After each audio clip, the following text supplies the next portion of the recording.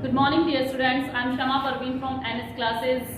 जैसा कि मेरा YouTube channel NS coaching classes पर मैं डेली स्पोकन की जो वर्ड होते हैं इंग्लिश के उनकी वीडियोस डालती रहती हूँ। साथ ही साथ मैंने पार्ट्स ऑफ स्पीच की एक सीरीज शुरू की है जिसमें नाउन और प्रोनाउन के बारे में मैं आपको एक वीडियोस दे चुकी हूँ। उस पर काफ़ी उसको पसंद किया गया, उसके लिए आप सबका थैंक्स। आज मैं आपको जो है मॉडल्स के बारे में बताऊंगी कि मॉडल्स के यूज़ कैसे कैसे होते हैं। मॉडल्स को यूज़ करना बहुत टफ काम होता है क्योंकि मॉडल्स में जो होता है भाव के अनुसार, यानी कि जैसा हमारा भाव है कहने का उसके अकॉर्डिंग ही मॉडल्स को यूज़ किया जाता है। कहीं पर कैन का भी यूज़ हो जाता है, उसी जगह मे का भी यूज़ हो जाता है, इसी तरीके से शुड का भी यूज़ हो जाता है, उसी जगह वुड का भी यूज़ हो जाता है।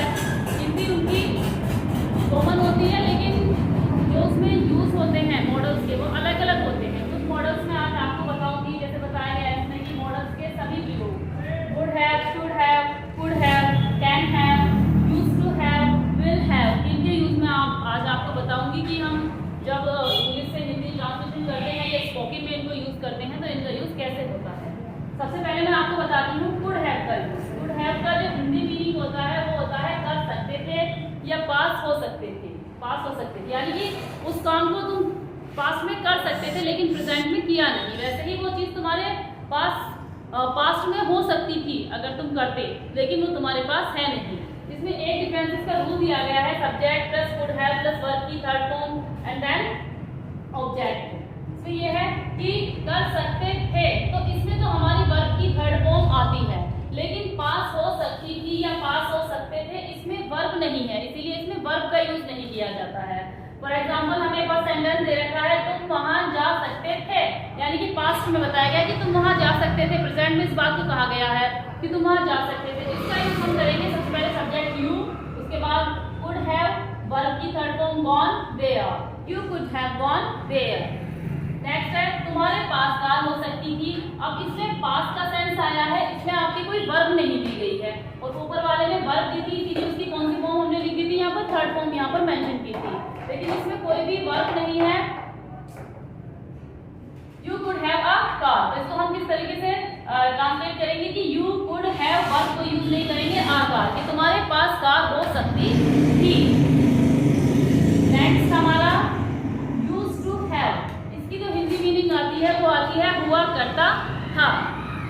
तो इसके लिए हमारा जो स्ट्रक्चर दिया गया है subject plus used to have, verb की third form and then object. जैसे उसके पास एक कार हुआ करती थी, ये पास्ट की बात बताई जाती है कि उसके पास एक कार हुआ करती थी, उसके पास एक बंगला हुआ करता था, उसके पास एक बाइक हुआ करती थी, उसके पास एक घड़ी हुआ करती थी। इस तरीके के जो सेंटेंस होते हैं कि पास्ट में हुआ करती थी, प्रेजेंट में उस बात को बताते हैं, वहां पर हम जो है यूज्ड टू हैव का प्रयोग करते हैं। जैसे उसके पास कार हुआ करती थी तो ही used to have a car, पास के लिए यहाँ पर अ कार, उसके पास एक कार हुआ करती थी। उसके पास एक बाइक हुआ करती थी तो ही used to have a bike. उसके पास एक बिल्डिंग हुआ करती थी तो ही used to have a building. Next जो हमारी मॉडल वर्ब है वो है शुड हैव। शुड हैव का जो हिंदी मीनिंग होता है पास होना चाहिए था या फिर चाहिए था, यानी कि जैसे तुम्हारे पास किताब होनी चाहिए थी, तुम्हारे पास पेन होना चाहिए था। फॉर एग्जाम्पल कुछ भी जो पास्ट की बात हो प्रेजेंट में बताई जा रही हो तो उसका रूल है subject plus should have plus verb की third form after then object. इसका एक एग्जाम्पल है तुम्हारे पास किताब होनी चाहिए थी तो you should have a book, you should have a car, you should have a building, you should have etcetera. कुछ भी हो जो होना चाहिए था, एक्सपेक्टेशन की जा रही है, उसे वहाँ जाना चाहिए था तो you should have gone there. Next would have. Would have का मीन्स होता है पास होगा या काम कर चुके होंगे, ठीक है। इसका स्ट्रक्चर हमें दिया गया है subject plus would have plus verb की थर्ड फॉर्म और देन ऑब्जेक्ट। उसके पास पेन होगा, ठीक, इसमें एक तरीके से फ्यूचर में बताया कि उसके पास पेन होगा, उसके पास किताब होगी, उसके पास जॉब होगी, ठीक है। उसके लिए यूज़ कर सकते हैं कि he would have a pen, he would have a job, वह खेल चुका होगा तो ही वुड हैव प्लेड।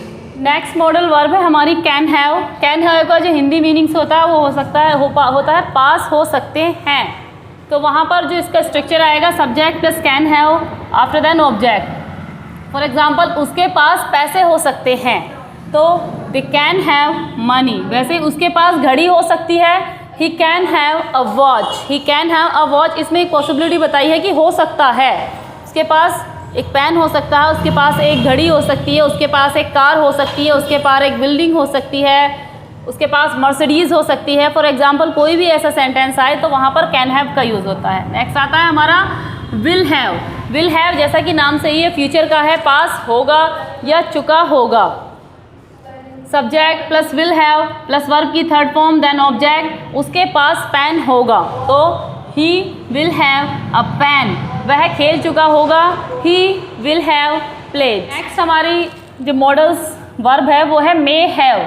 मे का मीन्स जो होता है वो होता है शायद, शायद के लिए यूज़ होगा, तो मे हैव शायद होगा, यानी कि जो कहते हैं कि हो सकता है अलग बात थी, लेकिन इसमें शायद ही होगा ये वर्ड आता है। तो इसका जो फॉर्मूला है वो subject plus may have plus verb की third form after then object, उसके पास शायद कार होगी, तो वहाँ पर शायद वर्ड दे दिया, तो शायद के लिए हम क्या मॉडल यहाँ पर यूज़ करेंगे, मे। ही मे हैव अ कार, वह शायद खेल चुका होगा, तो ही मे हैव प्लेड, वह शायद दिल्ली जा चुका होगा, तो ही may have gone to Delhi. Next है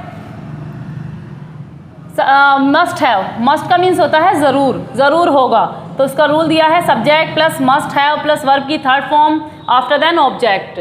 जैसे उसके पास ज़रूर कार होगी, यहाँ पे ज़रूर के लिए मस्ट का यूज़ किया गया है, मेंशन करूँगी द्वारा मस्ट ज़रूर, तो he must have a car. जहाँ पर हमारा भाव आता है या सेंस आता है कि वह ज़रूर खेल चुका होगा, तो वहाँ पर हम लगाते हैं ही मस्ट हैव प्लेड, और जहाँ पर शायद का सेंस आता है वहाँ पर लगाते हैं हम may. That's all. I hope that कि आपको मेरी ये वीडियो ज़रूर पसंद आई होगी, और अगर मेरी ये वीडियो पसंद आई हो आपको तो please subscribe my channel, like and comment on my video. Thank you very much.